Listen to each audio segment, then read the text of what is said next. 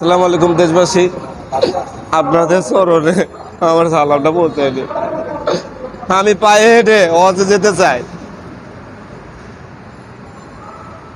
আমি পায়ে হেঁটে হজে যেতে চাই। সরকার পর্যন্ত আমাকে একটু সহযোগিতা করুন। মাননীয় প্রধানমন্ত্রী এবং মাননীয় মন্ত্রণালয় থেকে যেন আমাকে একটু সার্বিক সহযোগিতা করে, আমি জানি পায়ে হেঁটে মক্কা যেতে পারি। আপনারা খুব দূরত্ব জিনিসটা একটু দেখবেন। আপনাদের কাছে একটাই অনুরোধ, চোখের পানি কুসুম মিথ্যা কথা বলে না ভাই। টাকা পয়সা আমার লোভ নেই ভাই। টাকা পয়সাতে কি করবো, সবাই আমাকে ছেড়ে গেছে টাকার জন্য।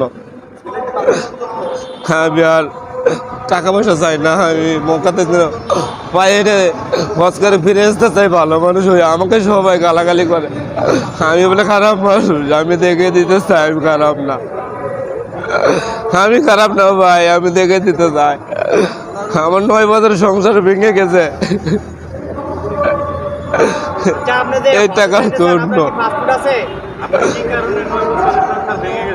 টাকার জন্য আমি ভূমিহীন। আমি এই কারণে আমার টাকা নেই বলে আমাকে ছেড়ে চলে গেল। আমি বুঝতে পারছি না যে আমার ভালোবাসা আমাকে এইভাবে ঠকিয়ে যাবে চলে। আমি অনেক দিন ধরে প্রেস ক্লাব খুঁজতেছি যে আমি বলবো, কিন্তু বলার জায়গা পাই না। এখানে যে আওয়াজ, সেই আওয়াজে আমার এই ছোট্ট আওয়াজটা বুঝতে হবে না।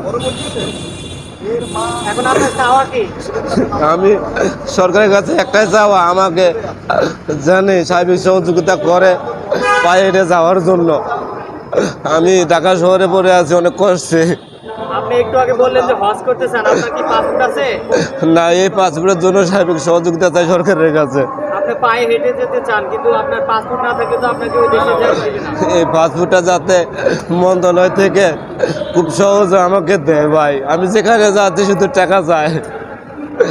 আমি টাকা এতটা কোথায় পাবো? এত টাকা আমি কোথায় পাবো? এত টাকা আমি কোথায় পাবো আপনারাই বলেন। সবাই আমাকে ছেড়ে চলে গেছে, বিশ্বাস করেন। কিন্তু যে কোরআনটা রেখে চলে গেল, আমি সেই কোরআনটা নিয়ে মক্কা শরীফ ঘুরে আসতে চাই।